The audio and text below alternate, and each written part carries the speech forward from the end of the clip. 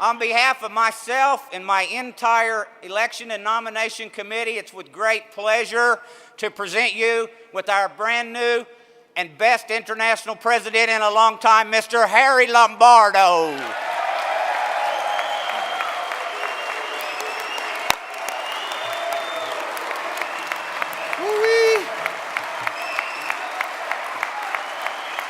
Thank you.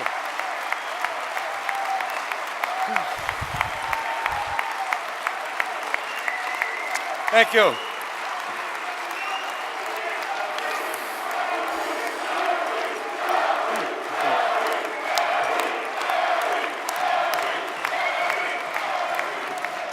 Thank you.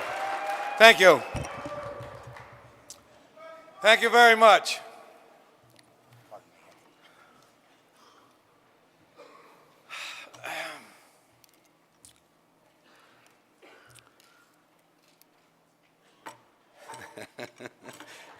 Thank you.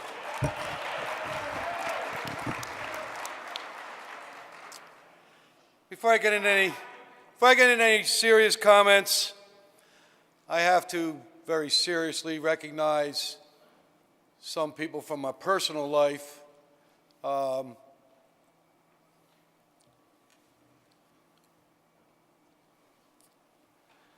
have supported me my whole career, carried a lot of weight that I should have carried when I was working for the union, and stood in for me with my family and children, and that's my wife, Kathy Lombardo. Please stand, Kathy.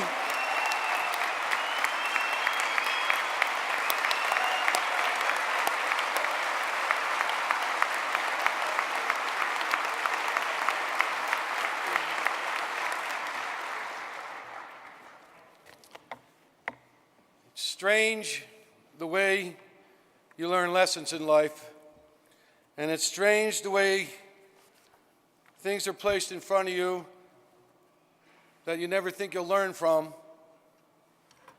But if you will still please bear with me, it was just a Monday after Thanksgiving when my wife was diagnosed with ovarian cancer.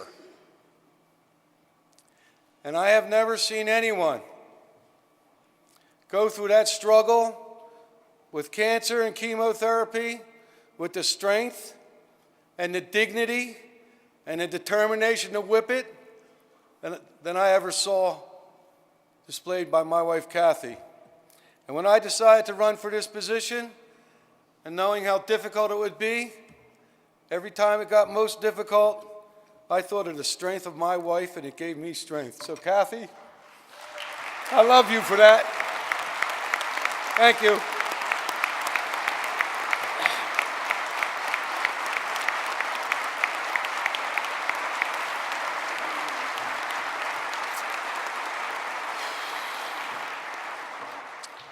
Also want to acknowledge that my son, Harry Jr., is in the room. Harry the Third. Harry the Third. My daughter, Alexa. Her boyfriend, Seamus Joyce.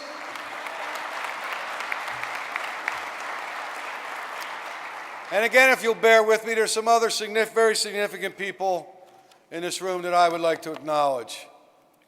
There's a couple of people in this room that I met very early on as a SEPTA employee and TWU member. First one is a guy named Ellis Johnson, who I met, and he schooled me on what a union was, and he prodded me to get involved. And we have been friends ever since 1972, and he's been an unwavering ally, and again, in a major way responsible for me being here today. Ellis Johnson, please. He's in. After Ellis,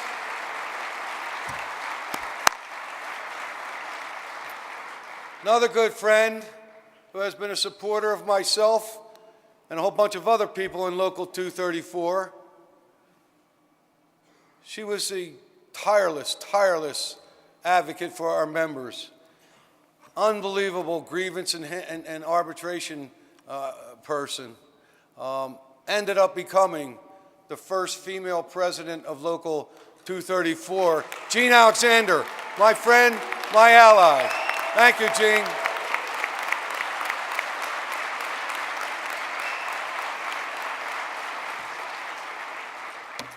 And then there are some retirees here. All these people are here on their own dime, I would like you to know. That's how they roll. But that's Erwin Lum and Sadie, Hubert Sneed, former vice president, and former administrative vice president.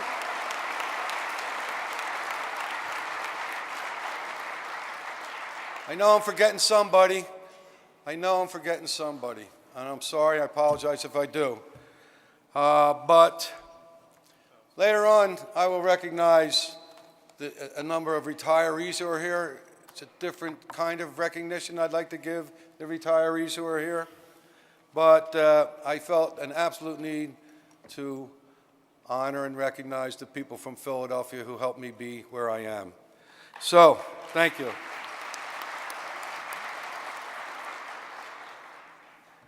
I have my brothers and sisters from the current Local 234 delegation. And I want to thank you, too, for your support. So I do need to give you a little bit of personal history because a lot of you know who I am. Others don't know me from a can of paint, other than I've been in a position with the International for quite some time. But I indeed started in the Transport Workers Union as an employee of SEPTA in Philadelphia. I started out as a car cleaner. I swept trolley cars, I swept buses, I washed trolley cars, I washed buses, and then I became a mechanic. But I got involved with my union in my very first year on the job. We had our first strike. I didn't know what to expect, but it was friends like Ellis Johnson, who we called the dog at the time, not because there was anything smelly about him, but because he was really the junkyard dog. Once he got on an issue, he never got off it until it was resolved. So he became known as the dog. But he was a real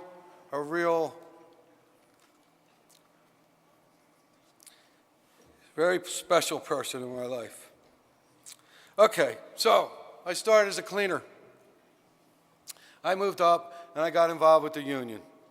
I can only say to you all that I love this union like I can't love anything, with the exception of my family, because of the life that it has provided me. I will never, ever forget that first day on the job. I will never, ever forget the first time I got involved with this union, and I will never, ever forget the things I'm about to say to you all. So, brothers and sisters, before I speak about where I hope to lead our organization, I want to reflect for a few moments on the history of this truly noble union. In the opening video yesterday, you saw the scratchy black and white video of this union's founder, the great Michael J. Quill. I'm sure you saw the Quill statue outside as you entered and left the convention hall the past 2 days. Brothers and sisters, we stand on the shoulders of giants. People like Mike Quill and so many others who the pages of history have forgotten built this union literally from nothing. In 1934, when our union was founded in New York City, Quill and the other subway and bus workers who supported him had no assets, no dues checkoff, no members or computers to keep track of them. What they did have was a belief and an absolute commitment that American workers, in this case New York City transit workers, could no longer submit to the pay and conditions which literally kept them with only enough to survive. We are now 1 year shy of our 80th anniversary. In that entire time, we have had only 8 international presidents: Michael Quill, Matthew Guinan, William Linder, John Law, George Lights, Sonny Hall, Michael O'Brien, and James Little. And now me as the ninth. You have just put your faith in me to lead this organization. I accept this role, this incredibly important job, and yes, this sacred trust. For me personally, it is a great moment and a proud moment. Looking out on all of you, knowing the problems we face, and they are tough ones to be sure, I feel energized. I am energized, and I pledge to you here and now that I will dedicate every ounce of energy, my brain, my experience as an industrial trade leader to bring our union to the point where every member of this great union, wonderful, democratic organization, will stand up, stand strong, and say to their families, their coworkers, their bosses, the whole damn world, I am a member of the Transport Workers Union, and I am proud of it.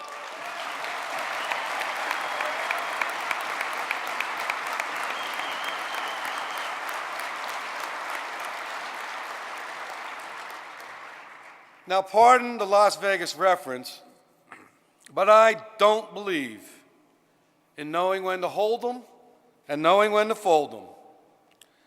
When it comes to our members, our locals, our contracts, I will never fold them. We will fight it out to the end, and in the end, we will win together or lose together. But brothers and sisters, as long as I am president of this international union, we will do it together. I also pledge that I am not going to use the word not a lot. That's not easy as it sounds. I've used it 3 times already in 2 sentences, and I was trying not to.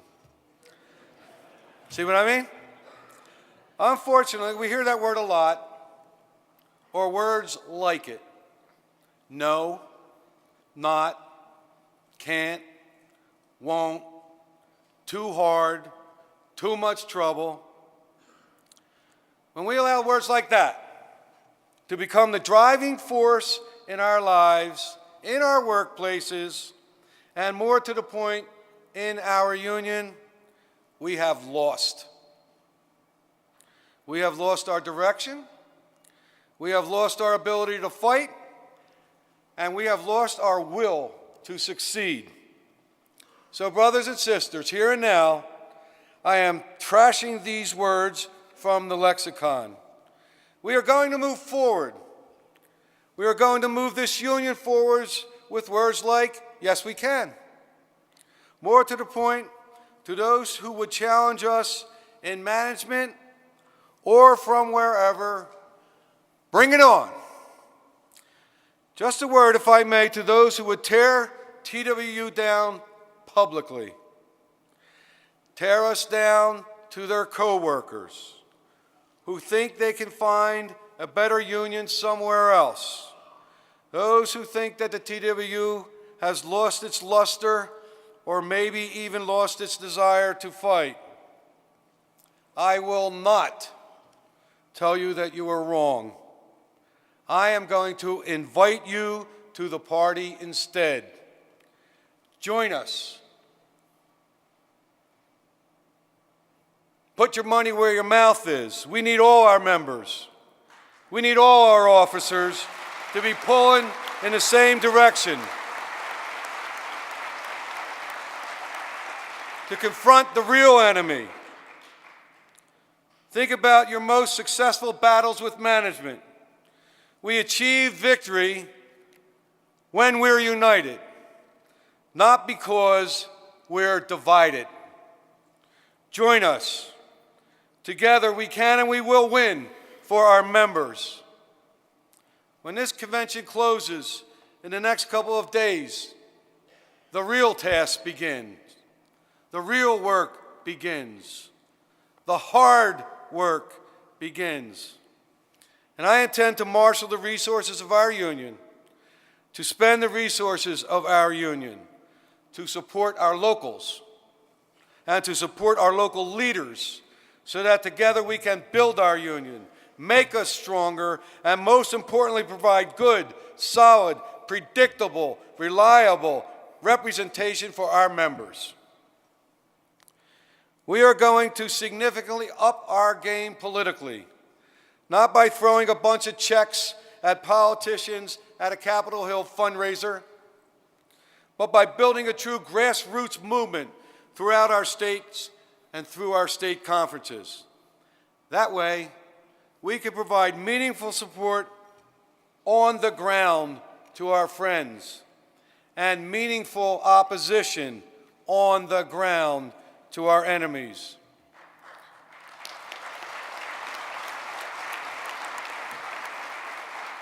We are going to reset our financial priorities while continuing to do business.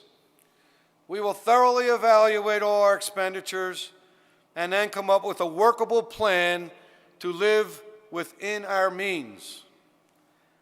I would like to leave you with a few thoughts.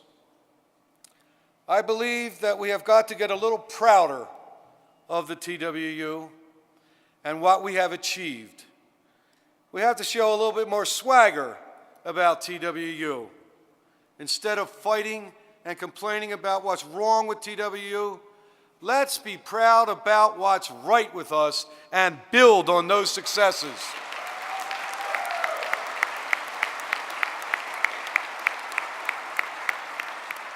Trying to fix yesterday or somehow mollify the harsh feelings or harsh words of the past is an exercise in futility.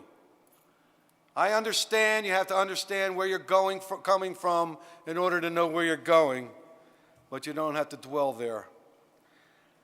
I am here to fix what's broken and look forward to the future in the best interest of our members.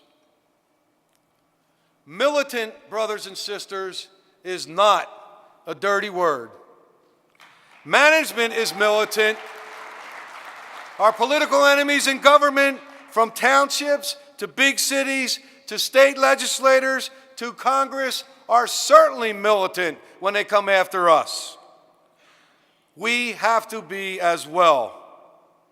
Not irresponsible, not crazy, not strike happy, but a union that is able and willing to dig in and fight back. A union that when our enemies see us coming, they say, uh-oh, here comes TWU. That's the goal. Finally,